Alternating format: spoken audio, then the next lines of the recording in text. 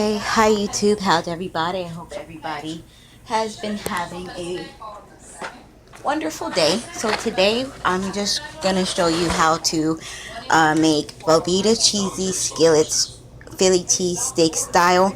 As you see, they have peppers, so I'm gonna go ahead and flip my home way to do that. So what I have here is, as you see, I have some Peril Family Farms mini sweet peppers. You can find that in Walmart, Winn-Dixie, maybe even Publix. So I cut up 2 orange, 1 red, so a big sweet onion, and 1 small garlic clove I've crushed, and 1 big one. Okay, so what I'm gonna do is I'm going to just kind of take my knife and kind of press through it just to kind of get it a little smaller. I don't really want chunks, big chunks, to get in there, but I do want to be able to have some kind of savory taste from the garlic. Okay, so while I'm gonna be working on that, what I'm gonna do right now is I have this stove heating. I've already browned my meat, and that is in the steam draining right now. So I'm gonna put this back on the stove. As you see, it's still a little bit of grease from the meat, which is a little, it's fine, because it's just gonna cook out. So what I'm gonna do here is add my onions first. Right now I have my stove on high. Just gonna turn it down because I don't want to overcook my onions too quickly. Okay, so excuse me, you guys. There you go. Just gonna swirl them around a little bit. I'm gonna go back to my garlic over here. Trying to get as small as I can with one hand. However, you can use the one that already comes in a jar.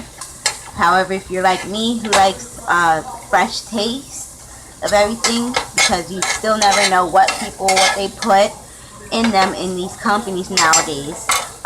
So I like to, of course, cook with my fresh garlic as well. I choose how I want them, how big they are, and then I've added that. I'm going to swirl that around. It smells pretty good. You see my onions are caramelizing in there. I'm not going to leave this too long. And from there, I'm just going to straight in add my peppers, okay?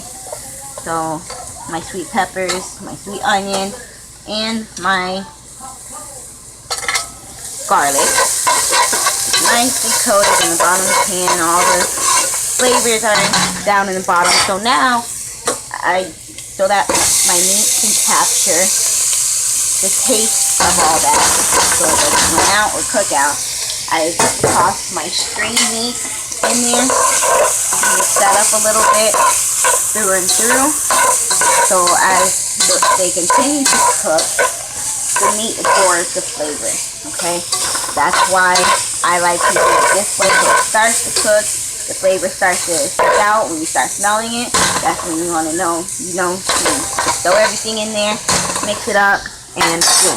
So what I'm going to do from here is I'm now going to go ahead and measure out 1 cup, because you do need 2 cups for this.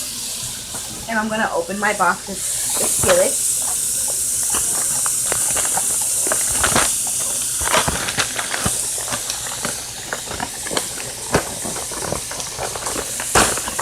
Okay, got that open.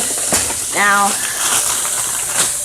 that's the Philly cheesesteak seasoning that's already in there. It comes with the dried seasoning or the dried herbs. This is the cheesesteak sauce, and in there I have my cheese, which is what I'm going to put in last. That goes in last. As you see on the directions, you want 2 cups of meat. So of course you add the pasta, then the green peppers, with 2 cups of seasoning and the 2 cups of water, and the seasoning.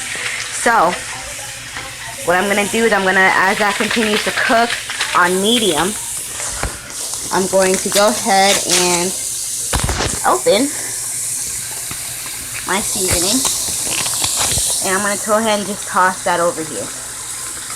So that also helps this so the meat can keep up a little more of the seasoning and not really taste so bland. Okay, toss that to the side. I'm going to swirl that in a little bit. If you'd like, you can always add some extra seasoning in there, guys. I'm just going to go ahead and hurry up and toss in my water so I don't burn the meat. That's 1 cup. Well, I'm actually using, as you guys see, a tea mug, so that's about right. I'm just going to about a half a mug in there just in case. Once I dump over my pasta, I can decide if I need more water. However, I try not to make it too watery, because even though the cheese thickens it out, I don't want watery skillets. Later on, once I make my plate, I'm going to add some dill weed in mine. As you see, you can get fresh dill. I prefer fresh dill, but this is all I could get at the moment. But I prefer fresh dill, fresh oregano, and fresh cilantro. However, I couldn't get to that at the moment, so this is what I have for the moment.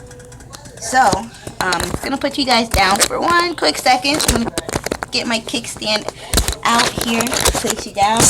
Sorry guys, you're staring at my cutter there.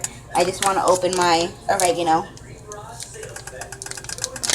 Okay, so normally this brand normally has their oregano as the leaves, like the cilantro, but for some reason they're changing it to the powder for the oregano. So for cilantro, just dumping some over my hand. I don't want too much, so I have about a pinch or 2 in my hand, and I dump that right in. Okay, now as far as my oregano, because it is powder, I normally try to dish this out with a spoon, but working with one hand, I just gonna gently shake it over it, and you can see at the top how it's, so there we go. Don't want to add too much, it is a bit strong, so you want to mix that in. Okay,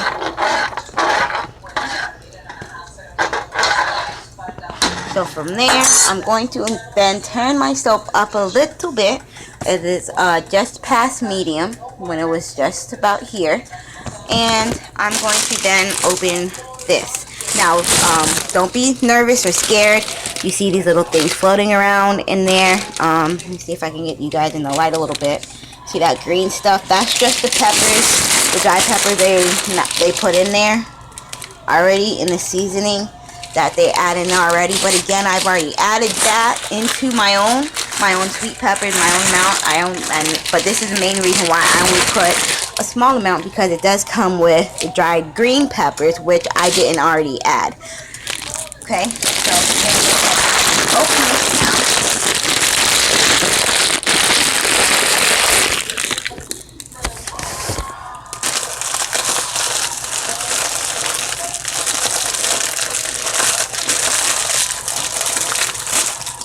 Okay, open here. It's a little hard to do it on a phone camera, but I'm getting there.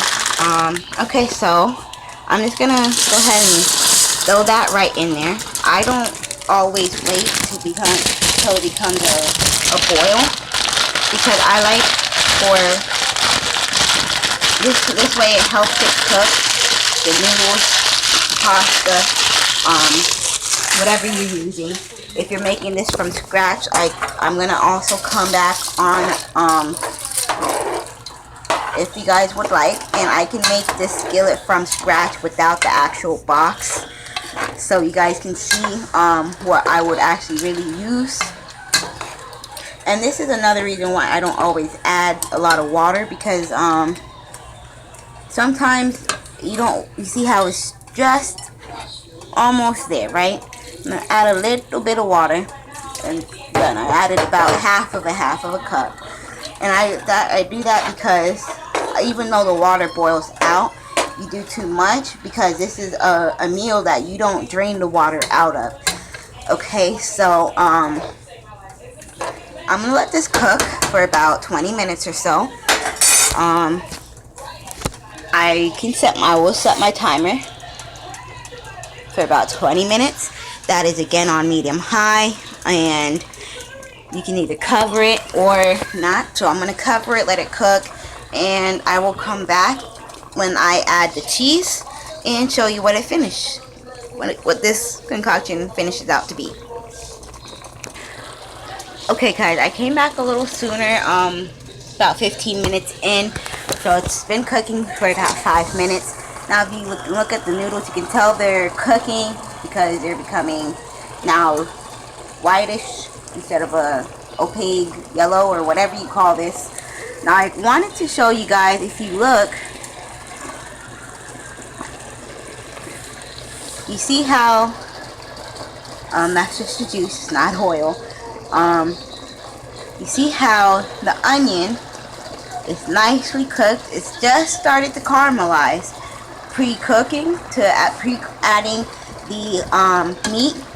Then I added the meat and it continued to caramelize a little more, which is, as you can see, as it further got around. However, as it continues to cook, it's going to then caramelize a little more, but of course all the flavor from that is going straight into the noodles and the meat. Now take a look at that piece of garlic.